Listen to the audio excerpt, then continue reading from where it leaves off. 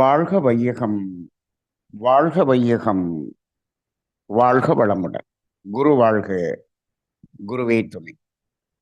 குருவின் மலரடி போல் சிந்தனையை, உடல் நலத்தை சீரமைத்து உய்வித்த குருவே வாழ்க. தியானமே யோகம், யோகமே ஞானம். தமிழ் ஆனந்த யோகம். வாழ்க வளமுடன். மெய்யன்பர்களே, ஜோதிடத்தின் அடிப்படை பயிற்சியிலே நாம் 40வது வாரமாக இதில் பயணித்துக் கொண்டிருக்கிறோம். இதுவரை பாவங்களிலே 11 பாவங்களை பற்றிய நாம் சிந்தனைகளை ஏற்கனவே மேற்கொண்டோம். இப்பொழுது கடைசி பாவங்களில் கடைசி பாவமாக இருக்கக்கூடிய 12ஆம் பாவம் இன்று சிந்திக்க இருக்கிறோம்.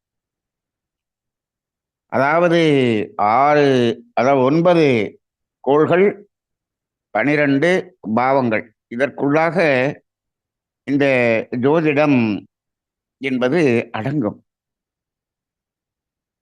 இப்போ இது எல்லாத்தையும் தெரிஞ்சுக்கிட்ட பிறகுதான் நாம ஜோதிடத்தை எப்படி பார்க்கறது.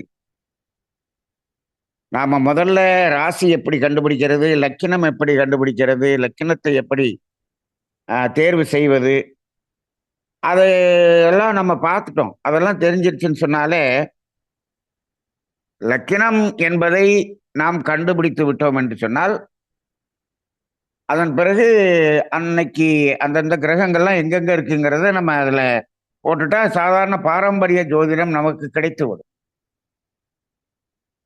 ஆனால் இன்னும் ஆழமாக, துல்லியமாக ஜாதகத்தை நாம் கணித்து தெரிந்து கொள்ள வேண்டும் என்று சொன்னால், அந்த புள்ளிகள் என்ற அடிப்படையிலே லக்கினம் அமைந்த புள்ளி, கிரகங்கள் அமைந்த புள்ளி, ஒவ்வொரு பாவமும் அமைந்த புள்ளி என்று துல்லியமான ஒரு கணக்குக்கு செல்ல வேண்டும்.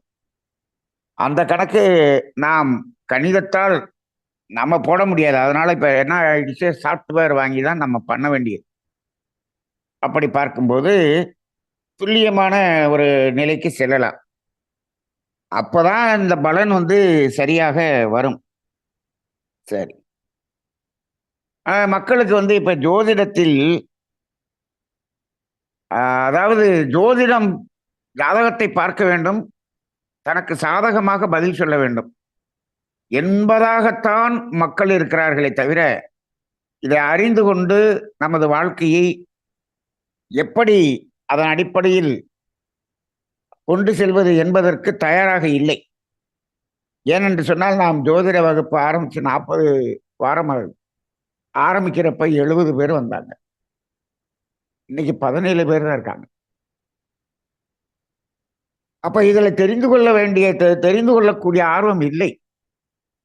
நாமளே ஆரம்பத்துல சொன்னோம், இதை வச்சு நீங்க ஜோதிடம் பார்க்கிறீர்களோ இல்லையோ, இதை தெரிந்து கொண்டால் நீங்கள் ஜோதிடரிடம் போய் ஜாதகம் பார்க்கும்போது அவர் உங்களை ஏமாற்ற முடியாது. அதற்காவது இதை கற்றுக்கொள்ளுங்கள் என்று நாம் சொல்லித்தான் நாம இதை ஆரம்பிச்சோம். ஆனால் நன்றாக தெரிகிறது நமது அன்பர்களே, நாங்கள் ஜோதிடர்களிடம் போய் ஏமாறக்கூட நாங்கள் தயாராக இருக்கிறோம். ஆனால் இதை தெரிந்து கொள்ள தயாராக இல்லை. எல்லோருக்கும் ரிசல்ட் வேணும். எப்படி ரிசல்ட் வேணும்? அவங்க நினைச்ச மாதிரி நல்லது மட்டும் நடக்கிறதுக்கு ஜாதகத்துக்கு யாராவது பலன் சொல்லணும். நல்லது சொல்ற ஜோசியர் எங்க இருக்காருன்னு பார்த்து அங்க போகக்கூடிய ஒரு நிலை வருது. அப்ப ஒருத்தர் நல்லதை மட்டும்தான் சொல்லுவேன்னு ஒரு ஜோதிடர் டிவியில பேசுவார்.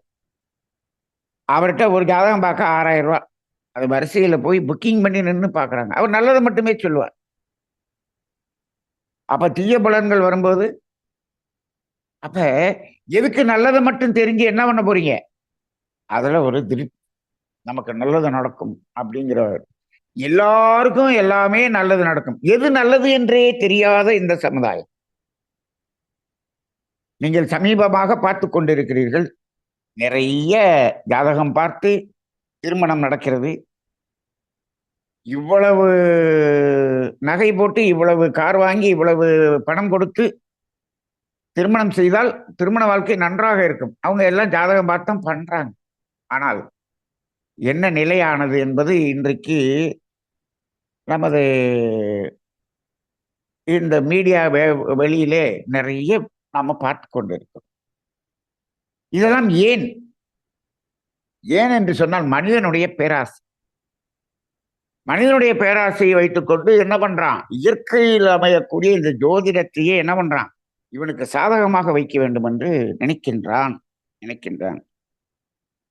அப்ப இவன் நினைச்ச மாதிரி சரியான நேரத்துல அந்த குழந்தைய பிறக்க வச்சு அந்த ஜாதகத்தை எழுதணும்ன்ற. நீ ஜாதகமே எழுதாம விட்டுட்டு போக வேண்டியதானே. சரி. அப்ப இப்படிப்பட்ட நிலையில் தான் நாம் இதை பார்த்து கொண்டிருக்கிறோம். சரி, இன்னைக்கு நம்ம கடைசி பாவத்தை பார்த்துக்கோம். இதுக்கப்புறம் ஆர்வம் இருந்தால் நாம இதை அந்த புள்ளிகள் எப்படி கணக்கிடப்படுகிறது, அந்த புள்ளிகளினுடைய தொடர்புகள்னா என்ன, அந்த தொடர்புகள் வர்றதுனால அதுதான் நமக்கு இந்த புள்ளிகளின் தொடர்பு தான் நமது வாழ்க்கையில இந்த பலன்களை துல்லியமாக தருகிறது. அப்ப இதை பற்றியெல்லாம் கொஞ்சம் பேசலாம். ஆர்வம் இல்லை என்று சொன்னால் நாம அந்த ஜோதிடத்தை நேரடியாக போய் கற்றுக்கொள்ளுங்கள் என்று அதை நிறுத்தி கொள்ளலாம் என்று வைத்துக் கொள்ளுங்கள். சரி, இப்ப நாம 12ஆம் பாவத்துக்கு போவோம். இப்போ நம்ம இந்த 12 பாவங்களிலேயே துன்பம் தரக்கூடிய மோசமான பாவம் என்று சொன்னால் நம்ம என்ன சொல்லுவோம்னா, நம்ம எல்லாருக்குமே தெரியும் 8, 12 இது ரெண்டுமே துன்பம் தரக்கூடிய பாவம்னு சொல்லுவோம். இன்னும் சொல்ல போனா 6, 8, 12 எல்லாமே துன்பத்துக்குரிய பாவம் தான். ஆனா 6ஆம் பாவம் என்ன பண்ணுது? வேலையை கொடுக்குது, பணத்தை கொடுக்குது, வசதியை கொடுக்குது, சொத்தை கொடுக்குது. அதனால கடன் வாங்கியாவது சொத்து கொடுக்குது. அதனால அந்த பாவத்தை நம்ம என்ன பண்றோம்? மோசமான பாவம் அப்படின்னு எடுக்கிறது இல்லை. பாதி மோசம் பாதி நல்லது இருக்குது. நல்லதும் இருக்கிறதுனால அதை நம்ம எடுத்துக்கிறது இல்லை. ஆனா 8, 12ங்கிறது முழுக்க முழுக்க முழுக்க துன்பத்தை கொடுக்கக்கூடிய பாவம். அதனால ஜாதகத்துல இந்த 8, 12 வராம இருந்தால் போதும் அப்படின்னு நம்ம பொதுவா பேசுறோம். இப்ப இதுல 8 என்பதை பத்தி நம்ம ஏற்கனவே பார்த்துட்டோம். இப்ப 12ங்கிறது என்ன? 8ஐ விட 12 நல்லதா கெட்டதா அப்படின்னா 8ஐ விட 12 மோசம். அப்ப இந்த 12ஆம் பாவம் என்பது ஒரு மோசமான பாவம்னு சொல்றோம். இப்ப அதை பத்தி என்னத்த பேசுறது? அப்ப அதுல ஏதாவது நல்லது ஏதாவது இருக்கா? அதுல ஏதாவது சிறப்பு இருக்கா அப்படின்னு சொன்னா, இந்த 12ஆம் பாவத்தையும் சிறப்பாக மாற்ற வைத்துக் கொள்ளக்கூடிய அளவுக்கு உங்களுடைய வாழ்க்கை செயல்கள் சரியாக இருந்தால் இந்த 12ஆம் பாவத்தையும் நல்ல பாவமா வச்சுக்க முடியும். அதுதான் நம்ம இப்ப இதை தெரிஞ்சுக்க வேண்டியது. இன்னைக்கு இந்த 12ஆம் பாவம் கெட்டதாக இருந்தால் எவ்வளவு துன்பங்கிறத தெரிஞ்சுட்டோம்னா, இந்த 12ஆம் பாவத்தை நல்ல பாவமா வச்சுக்கிறதுக்கு என்ன பண்ணணும்? பெற்றோர்கள் நல்ல காரியங்களை செய்திருக்க வேண்டும். அவ்வளவுதான். இந்த 8ம் 12ம் வராம இருக்கணும் அப்படின்னு சொன்னோம்னா மனிதன் என்ன செய்ய வேண்டும்? அவன் என்ன பண்ணணும்னா அந்த 6ஆம் பாவத்திலையும் 6ஆம் பாவத்தில் வாழ்வதை குறைத்து கொண்டாலே போதும். இந்த 8, 12 வர்றது குறைஞ்சிடும். இப்ப இந்த 8, 12 அதிகமாக வரக்கூடியதற்கு காரணமே மனிதன் 6ஆம் பாவ வாழ்க்கை வாழ்வதுதான். ஆமா, திரும்ப திரும்ப சொல்லிக்கிட்டே இருக்கோம். இப்ப கூட எல்லோரும் நமது குழந்தைகளை 6ஆம் பாவமாக மட்டுமே வாழ வேண்டும் என்று எல்கேஜிக்கு அனுப்புறதுல இருந்து 6ஆம் பாவ குழந்தைகளாகவே வளர்த்து கொண்டு இருக்கிறார்கள். இவர்களும் 6ஆம் பாவம் தான் வாழ்ந்துகிட்டு இருக்கிறார்கள். அப்ப என்ன ஆகுது? 8, 12 அங்கு வருகிறது. அப்ப 8, 12 வரும்போது 7 என்ன ஆகிறது? அங்கு தீமையாக மாறிவிடுகிறது. திருமண வாழ்க்கை இப்பொழுது பெரும்பாலான திருமண வாழ்க்கை நன்றாக இல்லை. கல்யாணத்தன்னைக்கு நல்ல கிராண்டா கல்யாண மண்டபத்துல விருந்து போட்டு கல்யாணம் எல்லாம் நடந்துருது. ஆனால் அதன் பிறகு அந்த வாழ்க்கை எப்படி இருக்கிறது என்று கேட்டால் அது ஒரு பெரிய கேள்விக்குறியாக இருக்கிறது. அப்ப 7ஆம் பாவம் பிரச்சனையா இருக்கு. ஜோதிடர்களும் என்ன சொல்கிறார்கள் என்று சொன்னால், குருவின் அடிப்படையிலே குருவின் நகர்வை வைத்துக்கொண்டு கல்யாணம் நடக்குமா என்பதற்குத்தான் நாங்கள் ஜோதிடம் பார்க்கிறோம். கல்யாணம் நடந்த பிறகு கல்யாண வாழ்க்கை எப்படி இருக்கும் என்பது அதை அதுக்கப்புறம் பார்த்துக்கலாம். அதை பற்றி அதுக்கெல்லாம் நாங்க பார்க்கறது. கல்யாணத்தை நடத்துவதற்குத்தான் நாங்கள் ஜாதகம் பார்க்கிறோம் என்று சொல்லுகிறார்கள். அப்படி நடத்தி அது நல்ல வாழ்க்கையாக இல்லாமல் இருந்தால், அது நடக்காமல் இருந்திருந்தால் கூட பரவாயில்லையே என்று கேட்டால், அது நடந்தால் தானே எங்களுக்கு என்ன வரும்? எங்களுக்கு வருமானம் வரும். அதன் பிறகு இருக்கக்கூடிய பிரச்சனைகளை அப்புறம் பார்ப்போம். அதுக்கு பரிகாரம் பண்ணுவோம். முழுக்க முழுக்க முழுக்க ஜோதிடர்கள் பணத்தின் பின்னால் சென்று விட்டார்கள். சரி, அப்ப இந்த 12ஆம் பாவத்தையும் நல்ல பாவமா மாற்ற முடியும். நாம் வாழுகிற வாழ்க்கையை பொறுத்து இருக்கிறது என்பதை நாம் தெரிந்து கொண்டு, இப்போ நம்ம இந்த பாவத்துக்குள்ள போவோம். 12ஆம் பாவம்னா கடைசி. இப்போ உடம்புடைய கடைசி பகுதி எது அப்படின்னு பார்த்தோம்னா, அது பாதங்கள். அப்ப கால் பாதங்கள் என்பதுதான் 12ஆம் பாவத்தை குறிக்கக்கூடியதாக இருக்கிறது. அதன் பிறகு உடலிலிருந்து வெளியேறக்கூடிய கழிவுப் பொருள்கள் அனைத்தும் 12ஆம் பாவத்தில் வருகிறது. அப்ப நம்ம என்ன 12ங்கிறது துண்டித்தல் என்று சொல்லுகிறோம். துண்டித்தல், உடலை விட்டு வெளியேற்றுவது, வெளியேறுவது. இப்ப வெளியேறுவதும் 12ஆம் பாவம் தான், வெளியேற்றப்படுவதும் 12ஆம் பாவம் தான். அப்ப கழிவுப் பொருட்கள் 12ஆம் பாவம் சொன்னோம்னா, இந்த கழிவுப் பொருள்கள் வெளியே போகணுமா வேணாமா? போகணும். அப்ப எப்ப போகும்? 12ஆம் பாவம் நல்லதா இருந்துச்சுன்னா அது நல்லபடியா போகும். 12ஆம் பாவம் பிரச்சனையா இருந்துச்சுன்னா அந்த கழிவுப் பொருள்கள் வெளியே போகாது. இந்த இடத்துல ஒன்ன புரிஞ்சுக்கணும். கழிவுகளின் தேக்கம்தான் நோய். அப்ப 12ஆம் பாவம் அது ஒற்றைப்படையாக 1, 3, 7, 11 என்ற தொடர்பில் இருந்தால் மட்டும்தான் இந்த கழிவுப் பொருட்கள் வெளியேறி அங்கு நோய் என்பது இல்லாமல் இருக்கும். பொதுவா அப்ப நோய்ங்கிறது நம்ம எந்த பாவம் சொல்றோம்? நோய் அப்படிங்கிறது 6ஆம் பாவம் சொல்றோம். அது ஆரம்பம். அப்ப நோய் என்றாலே இப்ப எப்படி சொல்லலாம்னா, 6, 8, 12 இந்த 3 பாவமுமே நோய். நோய் தோன்றுகிற இடம் 6, அது முற்றுகிற இடம் 8, அது துண்டிக்கக்கூடிய அளவுக்கு சென்று விட இடம் 12.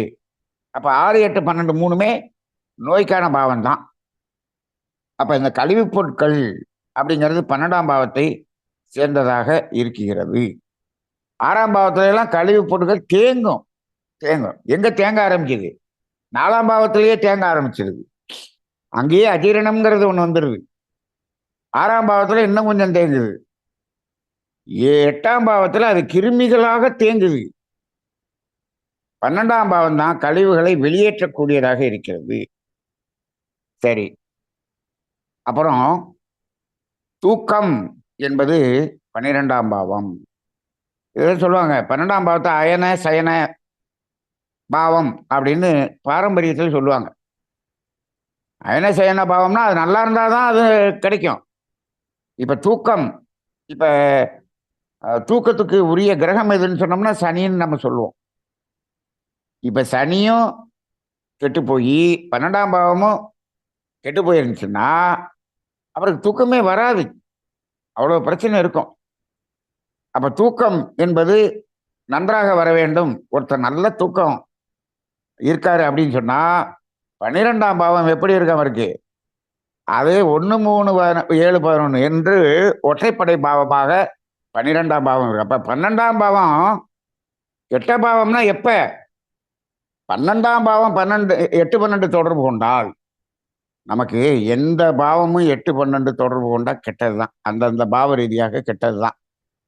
எந்த பாவமும் 8, 12 தொடர்பு கொள்ளக்கூடாது. முக்கியமாக லக்கினமும் 12ஆம் பாவமும் 8, 12 தொடர்பு கொள்ளக்கூடவே கூடாது. அப்ப 12ஆம் பாவமே 8, 12 தொடர்பு கொண்டா ரொம்ப ரொம்ப மோசம். ரொம்ப மோசம். அது லக்கினமும் 12 தொடர்பு 8, 12 வந்துச்சுன்னா அந்த ஜாதகருக்கு அவருடைய வாழ்க்கையே இருக்காது. அவர் ஜாதகம் பார்க்கறதுக்கு கூட வரமாட்டார். வர்ற அளவுக்கு அவர் வாழ்க்கையே இருக்காது. ஜாதகத்தை நம்ம இந்த கம்ப்யூட்டர்ல போட்டு கணிக்கிற அளவுக்கு அவரு அவரு வரமாட்டார். இல்ல அவங்க அவங்க சேர்ந்தவங்க யாராவது வந்து வேணா கணிக்கலாமே தவிர, அவ்வளவு மோசமானதாக இருக்கும். அப்ப இந்த தூக்கம் அப்படிங்கிறதும் இந்த பாவம் தான். இப்ப ஏன்னா லக்கினம் என்பதுதான் விழித்தல். லக்கினம் என்பது விழித்தல். விழித்தல் மட்டும் இல்லை, லக்கினம் தானே உயிர். பிறப்பு என்பதே எங்க இருக்குது? லக்கினம்.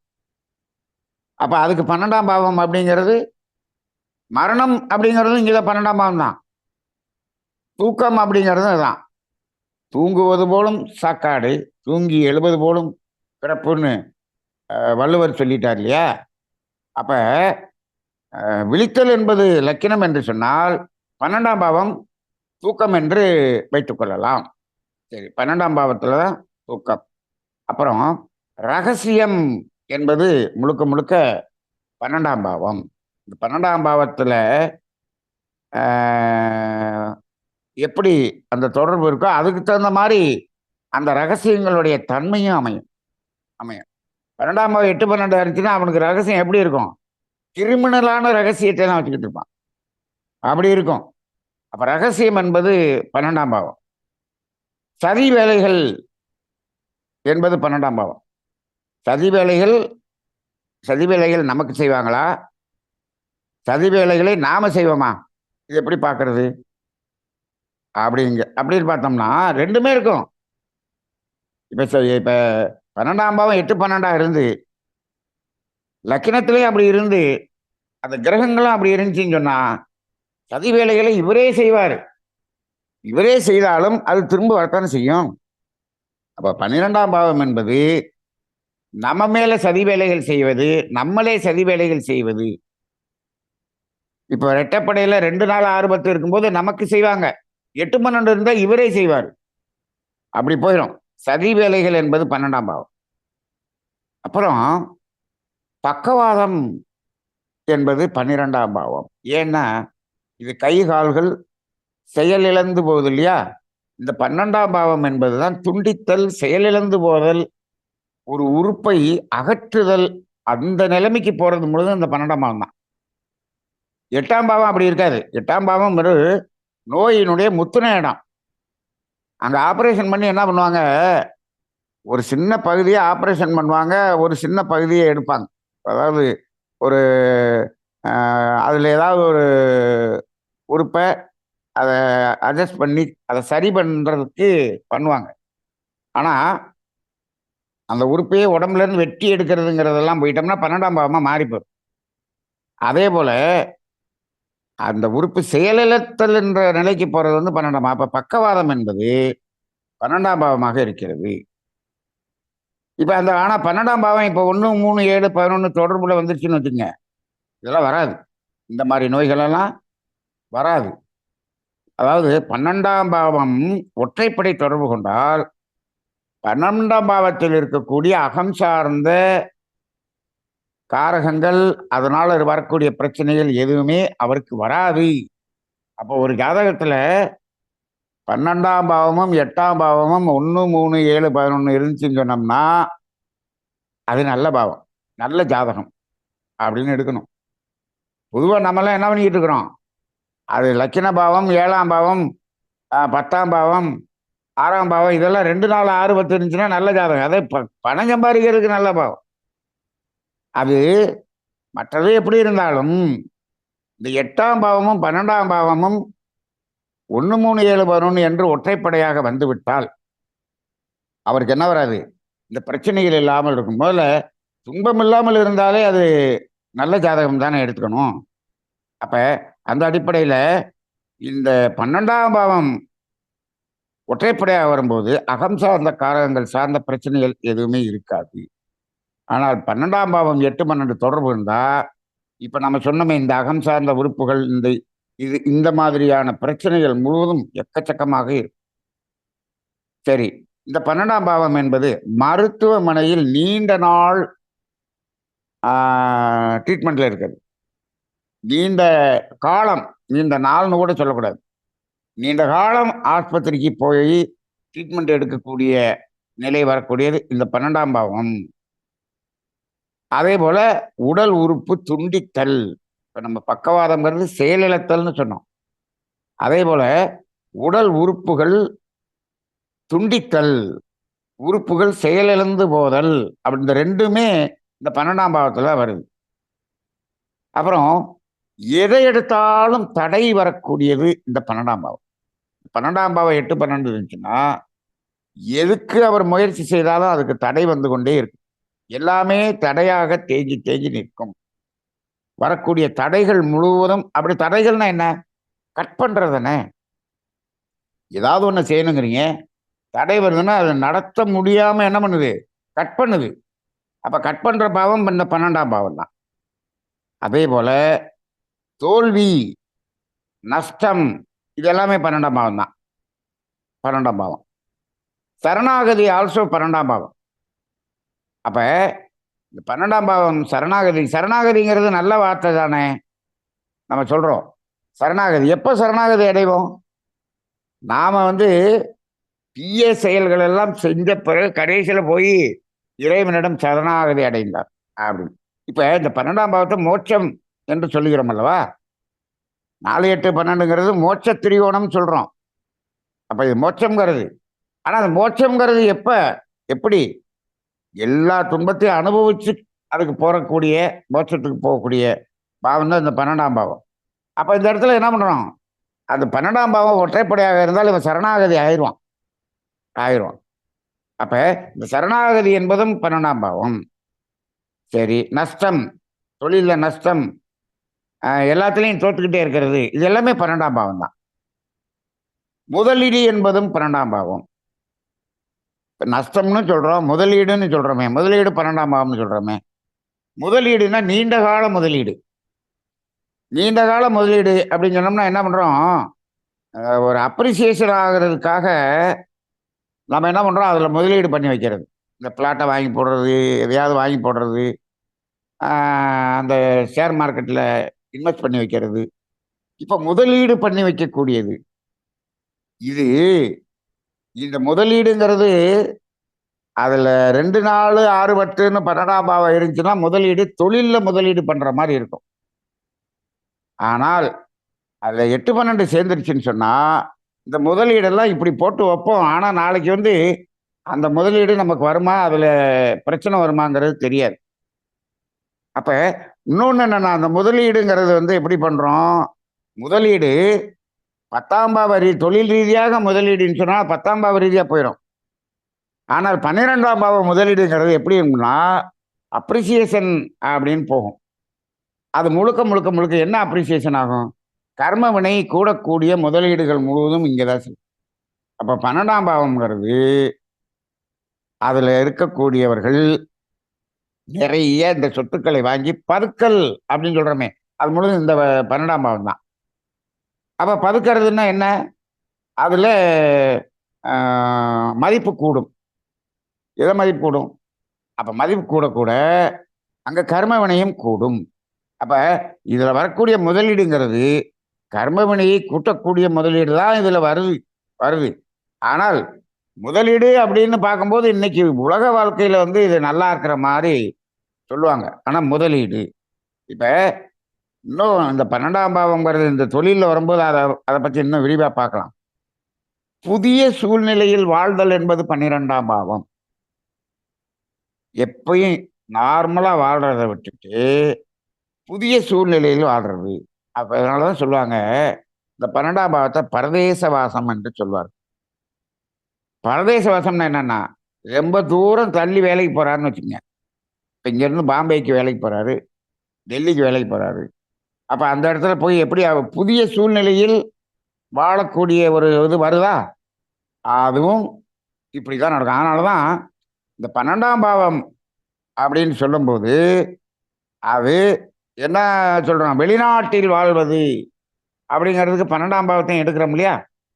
வெளிநாட்டுக்கு போறதுங்கிறது 9ஆம் பாவம். வெளிநாட்டிலேயே தங்கி அங்கேயே இருந்துக்கிறதுங்கிறது 12ஆம் பாவம். அப்ப பொதுவா அந்த வெளிநாடு அப்படின்னு பார்க்கும்போது 9ஆம் பாவம், 12ஆம் பாவம், ராகு இது எல்லாத்தையும் நம்ம பார்ப்போம்.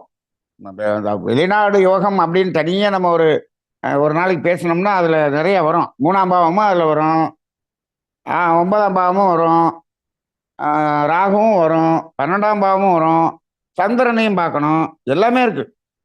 4ஆம் பாவத்தை கூட பார்க்கணும் சில இடத்துல. எதுக்கு அதெல்லாம் அது தனியா பேசும்போது பேசலாம்.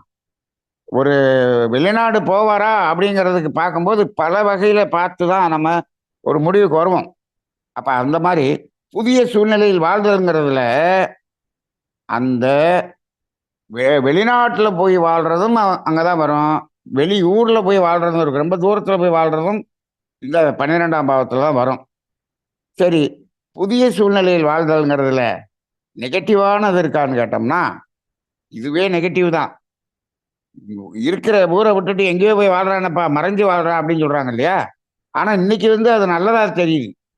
அவர் டெல்லியில இருக்காரு, அவரு அமெரிக்கால இருக்காரு, லண்டன்ல இருக்காருன்னு சொன்னா, அது நம்ம நல்லதுன்னு நெனைக்கிறோம். ஆனால் அந்த காலத்துல எல்லாம் வந்து பொழப்புக்காக இங்க இருந்து பரதேசம் போயிருக்கான்ப்பா. ஆ அப்ப அங்க போய் பொழைக்கிறான்ப்பா. இங்கெல்லாம் பொழைக்க முடியாம அங்க போய் பொழைக்கிறான்ப்பா. அதை ஒரு யோகமாக எடுக்கவில்லை அந்த காலத்துல. ஆனா இப்ப நம்ம என்ன பண்றோம்? என் புள்ள வெளிநாட்டுக்குத்தான் போகணும் அப்படிங்கிறத விரும்பக்கூடிய நிலைமைக்கு வந்துட்டோம். அப்ப 12ஆம் பாவம் எப்படி இருக்கணும்? 12ஆம் பாவம் 2 4 6 10 வெளிநாட்டுல வேலைக்காக போயி, வேலையோட போய் அங்க தங்குவாரு. அப்படி இருக்கும். இப்ப 12ஆம் பாவம் 3, 7, 11 இருந்துச்சுன்னா, வெளிநாடுக்கு போவாரு. அடிக்கடி போவாரு, தங்குவாரு. ஆனா அங்க பொருள் ஈட்ட முடியாது. அப்படி இருக்கும். அப்ப இந்த புதிய சூழ்நிலையில் வாழ்தல் அப்படிங்கிறதுல 12ஆம் பாவம் 8, 12 வந்துருச்சுன்னு வச்சுக்கங்க. அவர் எந்த புதிய சூழ்நிலையில வாழ்வாரு? வெளிநாட்டுல வாழ்வாரா? வெளியூர்ல வாழ்வாரா? எங்க வாழ்வாரு? அது எந்த புதிய சூழ்நிலை? அப்படின்னு சொன்னா, அது எந்த புதிய சூழ்நிலைன்னு சொன்னா, அவர் சிறையில் வாழ்வார். ரகசிய சிறையில் இருத்தல் என்பது 12ஆம் பாவம்.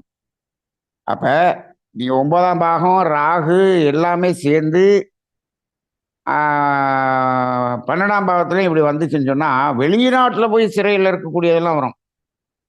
அப்ப பொதுவா புதிய சூழ்நிலையில் வாழ்தல் என்று சொன்னால், அது சிறையில் வாழ்தல் என்பதையும், புதிய சூழ்நிலையில் வாழ்தல் என்றுதான் நாம் எடுத்துக்கொள்ள வேண்டும். அப்ப 12ஆம் பாவம் சிறைவாசம். சரி. இந்த 12ஆம் பாவம் என்பது 2வது தொழில். தொழில்ல வந்து அடுத்தடுத்து கிளைகளை நிறுவுதல்ங்கிறது இந்த 12ஆம் பாவம் தான். அதாவது 10ஆம் பாவம்ங்கிறது தொழில். அந்த 10ஆம் பாவம் நல்லா இருந்துச்சுன்னா தொழில் அமையும். இந்த 12ஆம் பாவமும் 2 4 6 10 இருந்துச்சுன்னு சொன்னா, அவர் என்ன பண்ணாரு? தொழில வந்து ஆ அடுத்து கிளைகள் தோன்றிக்கிட்டே போவார். கிளைகள் திறந்துகிட்டே போவார். 9ஆம் பாவமும் நல்லா இருந்துச்சுன்னு சொன்னோம்னா, அவர் வெளிநாடுக்கு போயிருவாரு. 10ஆம் பாவம் நல்லா இருந்துச்சுன்னு சொன்னோம்னா, அவரு உள்ளூர்லயே கிளைகள் நெறைய தொடங்குவார். நெறைய பேர் பார்த்திருப்பீங்க. ஒரே பிராண்ட்ல பல கிளைகள் இருக்கும். அவங்களுக்கெல்லாம் 10ஆம் பாவமும் 2 4 6 10 இருக்கும். 12ஆம் பாவமும் 2 4 6 10 இருக்கும். இப்ப சப்போஸ் ஒருத்தருக்கு 10ஆம் பாவம் 2 4 6 10 ஒரு பிரான்ச் நல்லா பண்ணிக்கிட்டு இருக்காருன்னு வச்சுக்கங்க. 12ஆம் பாவம் 8 12 இருந்துச்சுன்னா, என்ன பண்ணுவாருன்னா, இவர் நல்லா ஓடுதுன்னு சொல்லிட்டு இன்னும் 2 பிரான்ச் போடுவாரு. 3ம் சேர்த்து ஒட்டுமொத்தமா மூடிருவாரு. இது மாரி நெறைய பேர நம்ம பார்த்துருக்கிறோம். பிரான்ச் ஓப்பன் பண்றேங்கிறதுக்காக மொத்த தொழிலையும் இழந்தவர்கள் நெறைய பேர பார்த்துருக்கிறோம். அவங்க ஜாதகத்தெல்லாம் எடுத்து பார்த்தீங்கன்னா, 12ஆம் பாவம் 8, 12ஆக இருக்கும். 10ஆம் பாவம் நல்லதா இருக்கும். அப்ப இதெல்லாம் இப்ப இப்ப ஏன் ஜாதகத்த பார்க்கணும்னு தெரிஞ்சுக்கிறோமா? 10ஆம் பாவ ரீதியா தொழில் நல்லா இருக்குல்ல, கம்முனு இருக்கணும். 12ஆம் பாவம் 8, 12 வந்துருச்சுன்னு சொன்னா, நீங்க அடுத்து கிளைகள் போடுறேன் அப்படின்னு சொன்னீங்கன்னா, நீங்க இதையும் சேர்த்து என்ன ஆயிரும்? அது முடக்கிரும். அப்ப இது எல்லாத்தையும் பார்த்துக்கணும். அப்ப 12ஆம் பாவம் தான் கிளைகள் தொடங்குவதற்கு அது சாதகமாக இருக்கா என்று பார்க்க வேண்டும். அதேபோல புதியனவற்றை கண்டுபிடித்தல் என்பது 12ஆம் பாவம். அதன் மூலமாக அ வருமானம் பார்ப்பாங்க. இது எப்படின்னா, இந்த ரகசியம்னு நம்ம ஒண்ணு சொல்லியிருக்கிறோம். ஏற்கனவே இந்த 12ஆம் பாவம்னு. ஒரு புதியனவற்றை கண்டுபிடித்தல் R&Dன்னு ஒண்ணு வச்சு கண்டுபிடிப்பாங்க. கண்டுபிடிச்சுட்டு இவன் என்ன பண்ணிருவான்? பேட்டர்ன் ரைட் வாங்கிட்டு இத வந்து அ யாரும் பண்ண முடியாது. இத பண்ணணும்னா இவருக்கு ராயல்டி குடுக்கணும். இவர் மட்டும் தான் அத பண்ண முடியும்னு பேட்டர்ன் ரைட் வாங்கிப்புடுறாரு பாருங்க. அப்ப என்ன பண்ணிடுறாரு அத? அவர் புதுசா கண்டுபிடிச்சத ரகசியமாக வைத்துக் கொள்கிறார். இந்த ரகசியத்தை வைத்துக்கொண்டு அதுல வந்து காசு பார்க்கிறது அப்படிங்கிறது இந்த 12ஆம் பாவமாக இருக்கிறது. நெறைய ஆன்மீக அ ஒ த்துல இருக்கிறவங்களும் இப்படிதான் இந்த 12ஆம் பாவம் மாதிரி இருந்து ரகசியத்தை வச்சுக்கிட்டு காசு பார்க்குறவங்க எல்லாம் இருக்காங்க. இருக்கு. அப்ப 12ஆம் பாவம் என்பது ஒரு புதியவனவற்றை கண்டுபிடித்தல், அதை வைத்து பணம் பண்ணுதல் அப்படிங்கிற மாரி வரும். அதே மாரி வெளிநாட்டு வாழ்க்கை, வெளிநாட்டுல பிஆர் வாங்குறது, கிரீன் கார்டு வாங்குறது எல்லாமே இந்த 12ஆம் பாவம் தான். அதுக்கு என்ன பண்ணணும், அ இந்த 9ஆம் பாவமும் இடம் குடுக்கணும், ராகு எல்லாமே சேரணும். வெளிநாட்டுக்கு இப்ப 9ஆம் பாவம் மட்டும் நல்லா இருக்குன்னு வச்சுக்கங்க. அவர் வெளிநாட்டுக்கு சுற்றுலாவுக்கு போவாரு, ஒற்றைப்படையாக இருந்தால். இரட்டைப்படையாக இருந்தால் என்ன பண்ணுவாரு, அவரு வெளிநாட்டுக்கு போவாரு. ஆனா 8, 12 இருக்கக்கூடாது. சரி. இப்போ உடல் அழிவது, உயிர் பிரிவது என்பதும் 12ஆம் பாவம். இப்ப இந்த இடத்துல 12ங்கிறது கடைசி. அப்ப அந்த இடத்துல முடிவு வரணும் இல்லையா? லக்கினம் என்பது பிறப்பு, 12 என்பது மரணம். சரி. இந்த இடத்துல 12ஆம் பாவம் எப்படி இருக்கணும் அப்படிங்கிறது இந்த இடத்துல நல்லா தெரிஞ்சுக்கணும். என்னன்னா, 12ஆம் பாவம் 1, 3, 7, 11ன்னு வச்சுக்கங்க. அப்படி இருந்துச்சுன்னா, இறக்கும்போது உடல் உறுப்புகள் எல்லாமே நல்லா இருக்கும். உடல் உறுப்புகள ஏதாவது ஆப்பரேஷன் பண்ணி எடுத்திருக்க மாட்டாங்க. உடல் உறுப்புகள் எதுவும் செயலிழந்து மரணம் வராது. எல்லாமே இருக்கும். நல்லா இருக்கும். உடல் உறுப்புகள்ல எந்த பிரச்சனையும் இருக்காது. வலி வேதனை இருக்காது. அப்படி இல்லாம ஒரு மரணம் ஏற்படும். அப்ப 12ஆம் பாவம் 1, 3, 7, 11 அப்படின்னு இருந்தா, வலி இல்லாத மரணம், உறுப்புக்கள் பழுதடையாமல் அப்படியே ஒரு மரணம் ஏற்படுது. அதத்தான் நம்ம என்ன சொல்றோம்? அதனால தான் 12ஆம் பாவத்த என்ன சொல்றோம்? மோட்சம் என்று சொல்லுகிறோம். அப்ப இதே 12ஆம் பாவம் 2, 4, 6, 10ல இருக்குன்னு வச்சுக்குவோம். 8, 12 வரல. அப்ப என்ன ஆகும்? வருமானம் வரும். பல பல தொழில்ல வருமானம் வரும். ஆனால் அந்த உறுப்புகள் என்னாகும்? நோய்வாய்ப்பட்டு மரணம் வரும். இப்ப எல்லாம் நெறைய பேருக்கு அப்படிதான் மரணம் வருது. அதாவது அ ஒரு நோயினால பாதிக்கப்பட்டு ஆப்பரேஷன் பண்ணி ஐசியூல இருந்து மரணம் வருது இல்லையா? இதெல்லாம் 2, 4, 6, 10 12ஆம் பாவம் 2, 4, 6, 10ன்னு வந்துச்சுன்னா அப்படி வரும். ஆனா என்ன வரும்னா, இந்த 2 நாள் 6 10ங்கிறது இரட்டைப்படையில நல்லா இருக்கு. இவரு அது எத்தனை ட்ரீட்மெண்ட் எடுத்தாலும், அதுக்கு அது செலவு பண்றதுக்கு அவருக்கு பணம் இருக்கும். ஆஸ்பத்திரியில செலவு பண்ணுவாரு, இருப்பாரு. இருந்து தான் மரணிப்பாரு. அதுவரைக்கும் பணம் கட்டுறதுக்கு பணமும் இருக்கும். ஆனா 12ஆம் பாவம் 8, 12ன்னு வச்சுக்கங்க. அங்க என்ன ஆகும்? இது செலவு பண்றதுக்கும் முடியாது. ஆனால் ஆ உடம்பில் நெறைய பாதிப்புகள் வரும். இது கொடூரமான மரணமாக இருக்கும். இந்த 12ஆம் பாவம் 8, 12ங்கிறது ரொம்ப கொடுமையான மரணம். அப்ப இது இந்த 12ஆம் பாவம் என்பதுதான் மரணத்தை குறிக்கக்கூடியதாகவும் இருக்கிறத, அந்த 12ஆம் பாவம் 1, 3, 7, 11ன்னு இருந்தால், அது அந்த இறக்கும் அந்த மரணத்தின் தருவாயில் அவர்களுக்கு ஒரு அமைதியான மரணம் என்பது நிகழக்கூடும் என்பதை நம்ம இந்த இடத்துல நம்ம புரிந்து கொள்ளலாம். சரி, இப்போ எல்லா பாவமும் 12 8, 12 இருக்கிறது அ தப்பு என்று சொன்னாலும், 12ஆம் பாவம் 8, 12ங்கிறது மிக, மிக மோசம் என்பதை இந்த இடத்துல நம்ம புரிந்து கொள்கிறோம். அதனால இந்த 12ஆம் பாவத்துக்கு ஒரு கிரகம் வரும் இல்லையா? ஒரு உபநட்சத்திரமாக வந்து ஒரு கிரகம் வரும். அந்த கிரகம் வந்து விரைவாக செல்லக்கூடிய கிரகமாக இருந்தால் நல்லதுன்னு சொல்றாங்க. ஏன் அப்படின்னம்னா, இப்ப 12ஆம் பாவம் தான் இருக்கிறதுல மோசமான ஒரு விளைவுகள குடுக்குது. அதுல இப்போ இந்த சனி, ராகு, கேது, குரு இந்த கிரகங்கள்லாம் ரொம்ப மெதுவா நகரக்கூடியது. இப்ப குரு ஒரு வருஷத்துக்கு ஒரு பயிற்சி தான் நடக்கும். 12 வருஷம் ஆகும். சனி 30 வருஷம் ஆகும். ராகு, கேது 18 வருஷம் ஆகும். இப்போ இந்த 12ஆம் பாவத்துக்கு இந்த கிரகங்கள் வந்துச்சுன்னு வச்சுக்குவோம். இந்த 12ஆம் பாவத்துல 8, 12 இருந்துச்சுன்னு வச்சுக்கங்க. அப்ப அந்த சனி அப்படின்னு சொன்னோம்னா, ரொம்ப காலத்துக்கு அது என்னாகும்? அது அந்த துன்பத்த குடுத்துக்கிட்டே இருக்கிற மாரி இருக்கும். விரைவில் செல்லக்கூடிய கிரகங்கள் வந்துச்சுன்னு சொன்னோம்னா என்ன ஆயிரும்?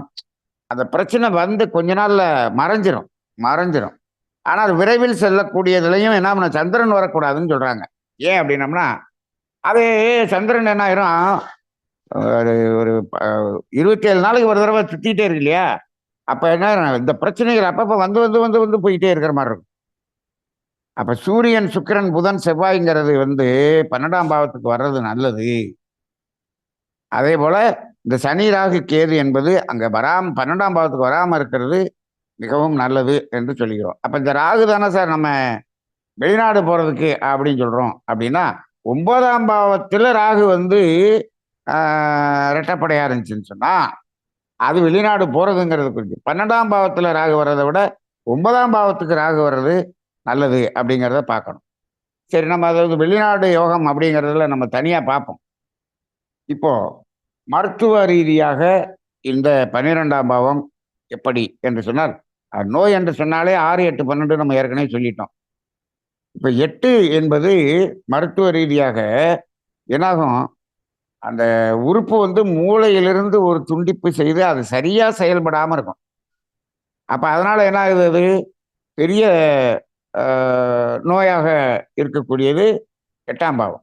ஆனால் 12ஆம் பாவம் அது உடலில் இருந்து அந்த உறுப்பு துண்டிக்கக்கூடிய நிலை அல்லது முழுவதுமாக செயலிழக்கும் தன்மை என்பதுதான் 12ஆம் பாவம். அப்ப 8ஆம் பாவத்துக்கும் 12ஆம் பாவத்துக்கும் இதுல வித்தியாசமா தான் பார்க்கிறோம். சரி. இப்ப 12ஆம் பாவம் 1, 3, 7, 11 இருந்தா உடலில் எந்த உறுப்புகளுடைய துண்டிப்பும் நடக்காது அப்படிங்கிறது நாம வந்து தெளிவா தெரிஞ்சுக்கணும். நீங்க இந்த 12ஆம் பாவம் ஒற்றைப்படையா இருந்துச்சுன்னு வச்சுக்கங்களேன், அவங்க பார்த்தீங்கன்னா, அவங்க வாழ்க்கையில 3 தடவ மொட்டை அடிச்சிருப்பாங்க. அதுக்கப்புறம் மொட்டையே அடிக்க மாட்டாங்க. அப்படி இருப்பாங்க. அடிக்கடி மொட்டை அடிக்கிறாரு பாருங்க, அவருக்கெல்லாம் வந்து இந்த 12ஆம் பாவம் கொஞ்சம் வீக்கா இருக்கும். அப்ப உறுப்புகள் செயலிழப்பு என்பதும் வராது. உறுப்புகள் துண்டிக்கக்கூடியதும் வராது. அதே மாரி இந்த பாதங்கள்ல வந்து எந்த பிரச்சனையும் இருக்காது. இந்த 12ஆம் பாவம் 8, 12 வந்துச்சுன்னு சொன்னால், அதுவும் வந்து இந்த பாதத்துக்குரிய கிரகம் சனி. இந்த சனியும் 8, 12 வந்து 12ஆம் பாவம் 8, 12 வந்துச்சுன்னு வச்சுக்கங்க. அப்ப என்ன ஆகும்? இந்த பாதத்துல பிரச்சனை வரும். நெறைய பேருக்கு பார்த்தீங்கன்னா, இந்த சுகர் பிரச்சனை வந்து இந்த பாதம் அப்படிங்கிறதுல தான் நெறைய பிரச்சனை வர்றத பார்க்குறோம். அப்ப அவங்களுக்கு முழுதும் இந்த 12ஆம் பாவமும், சனியும் பிரச்சனை இருக்கும். சுக்கிரனும் சேர்ந்துருச்சுன்னு சொன்னா, அது சுகரா வந்துரும். அப்ப சுகர்னால இப்ப சுக்கிரனும் 12ஆம் பாவமும் 8, 12 வந்துச்சுன்னா, என்னாகும்? சுகர் வந்து அங்க இந்த விரல் எல்லாம் வெட்டி எடுக்குறாங்கல்ல, இந்த வேலையெல்லாம் அங்க வந்துரும். அப்ப இந்த 4ஆம் பாவம், ஆ சுக்கிரன், 12ஆம் பாவம் இந்த காம்பினேஷன் வந்துருச்சுன்னு சொன்னோம்னா, சுகர்ல வந்து அது விரல வெட்டுற மாரி போயிரும். இதெல்லாம் பார்த்துக்கணும். அப்ப இந்த 12ஆம் பாவம் ஆ நோய் என்ற அடிப்படையில பார்க்கும்போது ரொம்ப ஒரு மோசமான பாவமாக இருக்கிறது. அதேபோல இந்த கழிவுப் பொருள் வெளியேற்றம்ங்கிறதும், தூக்கம் அப்படிங்கிறதும் இந்த 12ஆம் பாவத்துல ஆரோக்கியம் சார்ந்ததுல ரொம்ப ரொம்ப ரொம்ப முக்கியமான இடத்தை வகிக்கிறது. ரகசியம் அப்படின்னு சொன்னோம் இல்லையா? இப்ப ஒருத்தர்ட்ட ரகசியம் இருக்குதுன்னு வச்சுக்கங்க. அப்ப அவர்கிட்ட மன உளைச்சல் இருந்து கொண்டே இருக்கும். அப்ப என்ன வராது? தூக்கம் சரியா வராது. இதான் 12ஆம் பாவம். இப்ப ரகசியமே எதுவுமே இல்லன்னு வச்சுக்கங்க. மன உளைச்சல் இருக்காது. தூக்கம் ஃப்ரீயா வரும். அப்ப மனசுக்குள்ள எதையுமே வச்சுக்கிட்டு இருக்கிறதுங்கிறதுனால, இந்த தூக்கமின்மை அப்படிங்கிற ஒரு பிரச்சனை வருதுங்கிறதும், இந்த 12ஆம் பாவத்தை அடிப்படையா வச்சு தான் நம்ம சொல்றோம். அப்ப 12ஆம் பாவம் 3, 7, 11 1, 3, 7, 11 அந்த மாரி இருந்துச்சுன்னா, மருத்துவமனையில நீண்ட காலம் சிகிச்சை பெற மாட்டார். சும்மா போவாரு, வந்துருவார். அப்ப மருத்துவ ரீதியா இந்த 12ஆம் பாவம் ஒற்றைப்படை தொடர்பு கொள்ள வேண்டும் அப்படிங்கிறத நம்ம தெரிஞ்சுக்கிறோம். இப்ப இதே இரட்டைப்படையில வெறும் 4, 6 இருக்குன்னு வச்சுக்கங்க. 8, 12 இல்ல. 4, 6, 8, 12 இதுல 4, 6 மட்டும் இருக்கு. 8, 12 இல்லன்னா, அ ரொம்ப சின்ன பிரச்சனையா இருக்கும். பெரிய பிரச்சனை வராது. ஆனா 4, 6ஓட 8, 12 சேர்ந்து வந்துச்சுன்னா, அந்த வந்து ரொம்ப கடுமையான ட்ரீட்மெண்ட்டா இருக்கும். ஆனா செலவழிக்கிறதுக்கு பணம் இருக்கும். ஆனா வெறும் 8, 12 வந்துச்சுன்னா தான், அது ரொம்ப கொடுமை. இத வந்து இந்த ஆரோக்கியம் ரீதியாக பார்த்துக்கிறோம். சரி. இப்போ 8ஆம் பாவத்துக்கும், 12ஆம் பாவத்துக்கும் ஒரு கம்பேர் பண்ணி பார்த்தா, 8ஆம் பாவத்துல உறுப்பு வேலை செய்யும். எதிர்மறையாக வேலை செய்யும். சரியா வேலை செய்யாது. எதிர்மறையாகன்னா, இப்ப ஒண்ணு ஸ்லோவா ஓடும், இல்லாட்டி வேகமா ஓடும். இந்த மாரி. ஆனா 12ஆம் பாவம் வந்து வேலையே செய்யாது. அந்த மாதிரி இருக்கக்கூடியதாக இருக்கும். இப்போ நீங்கள் சாதாரணமாக பார்த்தீங்கன்னா 7ஆம் பாவம் தான் நம்ம என்ன கிட்னின்னு சொல்லுவோம். ஒவ்வொரு பாவத்துக்கும் ஒவ்வொரு உறுப்பு நம்ம சொல்லியிருக்கோம் இல்லையா? 7ஆம் பாவம் கிட்னின்னு சொல்கிறோம். அதே போல் கிரக காரகத்துலையும் நம்ம சொல்லி வச்சுருப்போம். அதில் சனியில் பார்த்தீங்கன்னா கிட்னி வரும். இப்போ சனி வந்து கிட்னிக்கு இருக்கு. 7ஆம் பாவம் கிட்னி இருக்கு. இப்போ பாருங்க, சனி 8 தொடர்பு கொள்ளுதுன்னு வச்சுக்கங்க. 7ஆம் பாவம் 12 தொடர்பு கொள்ளுதுன்னு வச்சுக்கங்க. இப்படி இருந்து 12ஆம் பாவமும் 8, 12 அப்படின்னு வந்துருச்சுன்னு வச்சுக்கங்க. என்ன ஆகும்? கிட்னி டிரான்ஸ்பிளான்டேஷன் கண்டிப்பா நடக்கும். நடக்கும். ஏன் இப்ப சனி 8ஆம் பாவம், சனிங்கிறது 8 தொடர்பு. அப்ப கிட்னியில பிரச்சனை. 7ஆம் பாவம் 12ன்னா அங்க பிரச்சனை. அப்ப துண்டிப்பு அப்படிங்கிறது எப்போ வரும்? 12ஆம் பாவமும் இதுல காம்பினேஷன் வந்துருச்சுன்னு சொன்னா, அங்க என்ன ஆயிரும்? அப்ப டிரான்ஸ்பிளான்டேஷன் அப்ப என்ன பண்ணும்? கிட்னியவே மாற்றி வைக்கக்கூடிய ஒரு அளவுக்கு போகக்கூடியது இந்த இடத்துல வரும். அப்ப பொதுவா இந்த சாதாரண ஆபரேஷன்ங்கிறது 8ஆம் பாவம், டிரான்ஸ்பிளான்டேஷன் அப்படிங்கிறது 12ஆம் பாவம் அப்படின்னு வச்சுக்கலாம். பொதுவாக டிரான்ஸ்பிளான்டேஷன்னாலே பொதுவாக கிட்னி டிரான்ஸ்பிளான்டேஷன் தான் இது வரைக்கும் நடக்குது. இப்போ வந்து லிவர் டிரான்ஸ்பிளான்டேஷனும் வந்துருச்சு. ஆனால் ரொம்ப ரேர். அதெல்லாம் ரொம்ப காஸ்ட்லியாக இருக்கிறதுனால அது ரொம்ப ரேர். மற்றபடி இந்த கண்ணு எடுத்து வைக்கிறது இதெல்லாம் வந்து சாதாரணமாக நடக்குது. அப்ப இது எல்லாமே இந்த 12ஆம் பாவத்துல தான் அந்த டிரான்ஸ்பிளான்டேஷன்ங்கிறதெல்லாம் வருது. சரி. இப்ப கர்ம ஜோதிடம் அப்படிங்கிற ரீதியில 12ஆம் பாவத்தை பார்த்தோம் அப்படின்னு சொன்னோம்னா, என்னன்னா, இந்த 10ஆம் பாவம் 12 மட்டும் தொடர்பு கொண்டுச்சுன்னா, அவரு தொழிலே பண்ண முடியாது. அந்த 10ஆம் பாவத்துல 8, 12 வந்துச்சுனாலும் தொழில் பண்ண முடியாது. 10ஆம் பாவத்துல 5, 9 வந்துச்சுனாலும் தொழில் பண்ண இந்த 2க்குமே வந்து அப்படி இருந்துச்சுன்னா, அவர் சொந்த தொழில் தயவு செய்து பண்ணாதீங்கன்னு சொல்லிடணும். ஏன்னு கேட்டா, 5, 9 வந்துருச்சுன்னா சொந்த தொழில பார்த்து வச்சுட்டு இவர் சோம்பேறியா அத கவனிக்க மாட்டாரு. அதுல எல்லாரும் லாஸ் ஆகி போயிரும். அத எல்லாரும் ஏமாந்து போயிருவாரு. அந்த மாரி வந்துரும். அது 8, 12 வந்துச்சுனாலும் நஷ்டம் வந்துரும். அப்ப இந்த 10ஆம் பாவம் இந்த 12 தொடர்பு வரும்போது, அங்கே தொழிலே கிடையாது அப்படின்னு வச்சிடலாம். ஆனா சில இடத்துல என்ன வரும்னா 10ஆம் பாவம் 6, 10, 12 4, 6, 10, 12 இப்படியெல்லாம் ஒரு காம்பினேஷன் வருதுன்னு வச்சுக்கங்க. 4, 6, 10, 12ன்னு வந்துச்சுன்னா, அங்க 12 இருக்குது. ஆனா 4, 6, 10 வந்து இந்த 12 வருது இல்லையா? அப்படி வந்து அவர் என்ன பண்ணுவாருன்னா, ஒரு தொழிலுக்கு பதிலா என்ன பண்ணுவாரு, அடிஷனலா பிரான்சஸ் ஆரம்பிச்சு தொழில் பண்ணக்கூடியதுக்கு போயிருவாரு. அப்படி போயிரும். ஆனா வெறும் 12ங்கிறது வந்து சுத்தமா தொழிலே இல்லை அப்படிங்கிறத காமிக்கக்கூடியதாக இருக்கும். அதேபோல ஆ இப்போ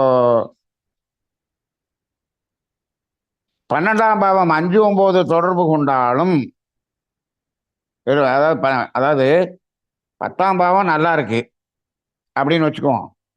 12ஆம் பாவம் வந்து 8, 12 இருந்தாலும் சரி, 5, 9 இருந்தாலும் சரி, 2ஆம் தொழில் இருக்காது. அதே போல அந்த 12ஆம் பாவம் 5, 9, 8, 12 இருந்துச்சுன்னா, முதலீடுகள் எதுவுமே இருக்காது. முதலீடுகள் என்பது அவர்னால செய்யவே முடியாது அப்படின்னு எடுத்துக்கலாம். இப்ப இதுல இந்த 6ஆம் பாவம்ங்கிறத நம்ம வந்து கடன் வாங்குதல்னு சொல்லுவோம். இந்த 12ஆம் பாவம்ங்கிறது என்ன அப்படின்னு சொன்னோம்னா, கடன் கொடுத்தல் என்று சொல்லுவோம். இப்ப நம்ம இன்வெஸ்ட்மெண்ட்ன்னு சொல்றோம். முதலீடுன்னு சொல்றோம் இல்லையா? கடன் குடுக்கறதுங்கிறதும் ஒரு இன்வெஸ்ட்மெண்ட் தானே! அந்த மாரி பார்க்கணும். அப்ப கடன் வாங்குதல் என்பது 6ஆம் பாவமாக இருக்கு. கடன் கொடுத்தல் அப்படிங்கிறது 12ஆம் பாவம் அப்படிங்கிறதாக இருக்கும். அது திரும்பி வருமா? வராதா? அப்படின்னா, அது 12ஆம் பாவம் எப்படி தொடர்புல இருக்குங்கிறத பொறுத்து இருக்கு. இப்ப நீங்க 8, 12ல இருந்துகிட்டு கடன் குடுத்தீங்கன்னா, திரும்பி வரவே வராது. அந்த மாரி இருக்கும். அப்ப அந்த 12ஆம் பாவம் அதாவது எந்த பாவத்துல எடுத்துக்கிட்டாலும் 2, 4, 6, 10ன்னா பொருளாதார ரீதியாக அது வந்து நல்ல பாசிட்டிவா இருக்கும்னு எடுத்துக்கலாம். அதே 1, 3, 7, 11ன்னா அது வந்து பொருளாதார ரீதியாக மீடியமா இருக்கும். ஆனா எந்த பிரச்சனையும் இருக்காது. ஆனா 2, 4, 6, 10ல டென்ஷனும் இருக்கும். பொருளாதாரம் நல்லா வரும். இத வந்து எந்த பாவத்துக்குனாலும் நம்ம வந்து அத நம்ம பொருத்தி பார்த்துக்கிற மாரி இருக்கும். சரி. திருமண ஜோதிடத்துல ஏதாவது இது இருக்கா? அப்படின்னு பார்த்தோம் அப்படின்னு சொன்னோம்னா, இப்ப 7ஆம் பாவம் தான் திருமணம் அப்படின்னு வச்சுக்கிறோம். இப்ப 7ஆம் பாவம் தான் திருமணம் போது 7ஆம் பாவம் டைரக்டா 12 தொடர்பு கொண்டுச்சுன்னு வச்சுக்கங்க. திருமணம் ஆகாது. பண்ணவே கூடாது. இப்ப இந்த 7ஆம் பாவத்துல 6 வந்தாலும் திருமணத்தை தடை பண்ணும். ஏன்னு கேட்டோம்னா, இந்த 7ஆம் பாவத்துக்கு 12ஆம் பாவம் இல்லையா 6. அப்ப என்ன ஆகும்? திருமணத்த அது தடை பண்ணும். நடக்க விடாது. ஆனா, இந்த 7ஆம் பாவம் 12 தொடர்பு கொண்டுச்சுன்னா, திருமணம் பண்ணவே கூடாது.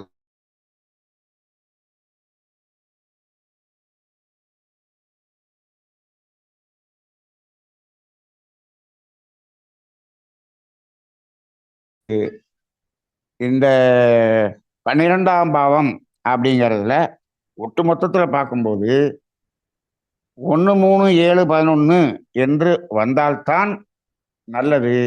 அப்படி இல்லைன்னா, அந்த 12ஆம் பாவம் சிறப்புடையதாக இருக்காது. அப்படிங்கிறத நம்ம இறுதியாக இதை தெரிந்து கொண்டு, இந்த 12 பாவங்களை பற்றிய காரகங்களை நாம் இத்தோடு நிறைவு செய்து கொள்வோம். வாழ்க வையகம், வாழ்க வையகம், வாழ்க வளமுடன்.